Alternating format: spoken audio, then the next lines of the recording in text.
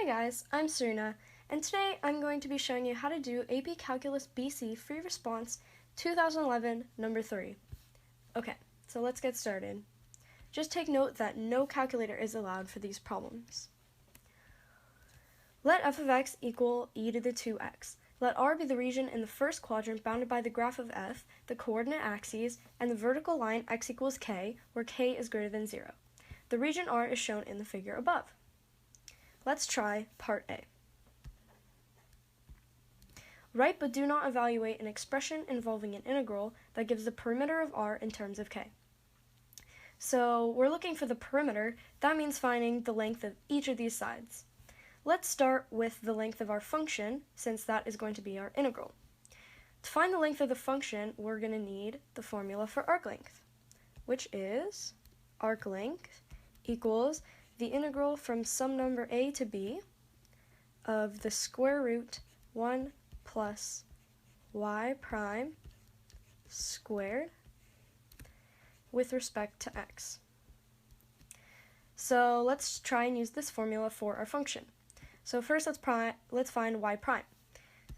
F prime of x equals the derivative of this, e to the 2x times 2 e to the 2x. Then we want to find that squared. So f prime of x squared equals 4e to the 4x. Now let's just plug this into our formula with our bounds. So what are our bounds? Well, we want to find the length from this point to this point with respect to x. So our x-coordinates will be from 0 to k.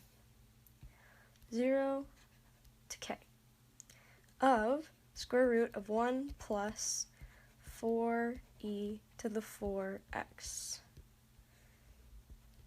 with respect to x. Now don't forget, we're not done. We want to find the perimeter of R. Don't forget, with these problems, you don't want to forget the last three sides. And also, make sure you add in this bottom one. Sometimes it's easy to forget because it's on the x-axis, but make sure you add it in. So let's start adding these in. This side, with length of 1, they give us a 1 here, so this length plus 1. And then we want this length, which they give us a k, length k. And this length, since the y-coordinate is e to the 2x, it goes from 0 to e to the 2k, e to the 2k. Now we've added in all four sides, including our integral of our function, and this is our answer to A. Now let's try part B. The region R is rotated about the x-axis to form a solid. Find the volume V of the solid in terms of k. So basically, we want to take this function and rotate it about the x-axis to form a solid of revolution.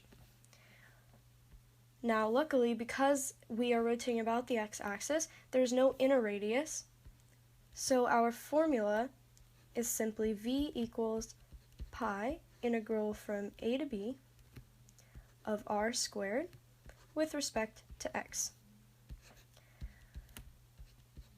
Plugging in our bounds and function, our bounds are still from 0 to k,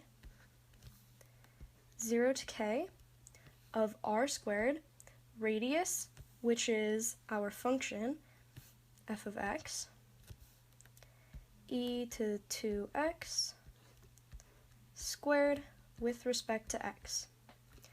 Now, don't forget, finding the volume, don't just stop here. We have to continue solving this integral.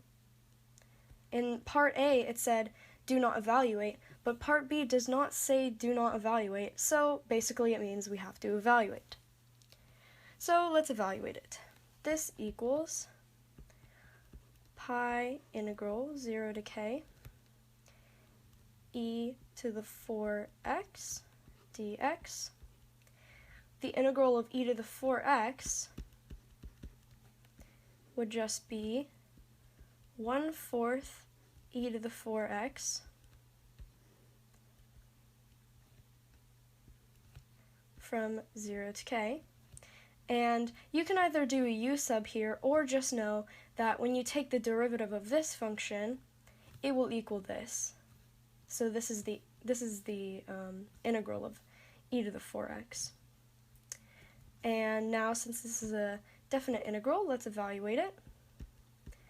Pi times 1/4 e to the 4k minus 1/4 e to the 0,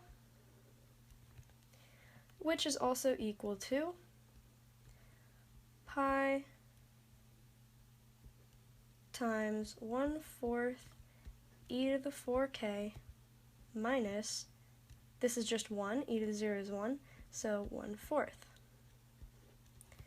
which equals pi over 4 e to the 4k minus pi over 4. And this is the answer to B. Again, just make sure that you don't stop after writing the integral. Make sure you completely solve it out, especially because this is a fairly easy integral to evaluate. Finally, let's try part C. The volume V found in part B changes as k changes. If dk dt equals 1/3, determine dv dt when k equals 1/2. So first, let's find dv dt. Looking back at V from part B, dv dt, we just take the derivative of V, which will be pi over 4 e to the 4k times 4 dk dt. Now don't forget dk dt, because we are taking the derivative with respect to t and not to k, we have to include dk dt. Then these 4's will cancel out, and from here we know dk dt equals 1/3, so we can plug that in. dv dt equals pi e to the 4k times 1/3. And now we want to know dv dt when k equals 1/2. So at k equals 1/2, dv dt equals pi e to the 4 over 2 times 1/3, which equals pi over 3e squared. And that is the answer to part C. Alright, now let's take a look at the scoring guidelines for this question. So for part A, 3 points are awarded, 1 for the derivative, 1 for the integral, and 1 for the final answer. So just make sure that you separately write out your f prime so that you can get this first point. And then for the integral, they're just looking for this part. And then the answer, they're looking for the whole part, including the rest of the sides. So just make sure that you don't forget the rest of the sides, or else you're in danger of losing this point. For part B, you get 4 points, 1 for the integral, 1 for the limits, 1 for the antiderivative, and 1 for the answer. So for the limits, this is very important. You get a whole point just for putting the bounds of your integral. And the antiderivative, a pretty simple antiderivative, you get a whole point for that, and a whole point for the answer once you plug in your bounds. So don't forget to completely solve out this problem, or else you'll miss these 2 points. Then for part C, there are 2 points, 1 for using the chain rule and 1 for the answer.